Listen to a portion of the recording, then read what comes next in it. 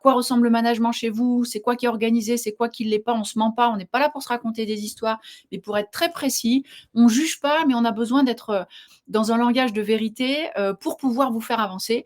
De l'humour, on rigole pas mal aussi et puis on va développer un esprit de leadership parce qu'on sait que ce sont des gens qui ont besoin d'avoir un du leadership, simplement de proposer des choses, de faire avancer les projets.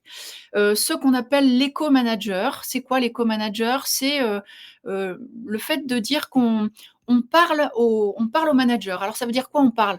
On vient pas rapporter ce qui se passe dans une séance avec quelqu'un. On vient pas dire, voilà, Polo il s'est comporté comme ça ou Paulette s'est comportée comme ça. Non, on n'est pas là-dedans. En revanche, quand on voit que dans un cabinet ou dans une entreprise d'expertise comptable, il y a des sujets qui sont pas bien adressés, qu'il y a des freins, des bugs, des choses qui sont pas bien comprises, des choses à clarifier. Alors à ce moment-là, on vient juste porter l'information et dire: «Nous avons constaté» ou «On a écouté, on a entendu que».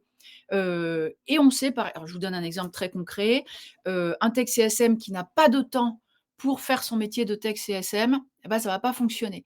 Donc on sait qu'en dessous de, allez, un quart de son temps pour commencer, ça peut pas marcher. Idéalement 50 c'est le minimum, 100 c'est chouette aussi, les 2 fonctionnent très bien.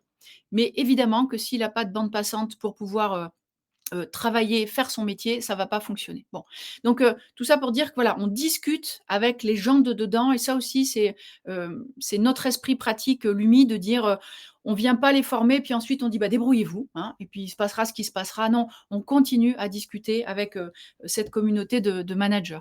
La plateforme Lumi, hein, évidemment, les canaux d'échange, on vient préciser tout ça, l'agenda, les contacts et puis on a aussi décrit un kit, réussite Tech CSM.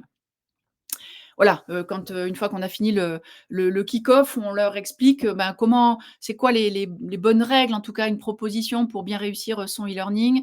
Le manager a aussi son guide que comment faire pour manager un tech CSM et puis on vient apporter, voilà, des outils pour qu'ils comprennent, comment fonctionne ce parcours, comment ils peuvent se servir, de la communauté. Donc voilà, beaucoup de tutos, beaucoup d'informations. Alors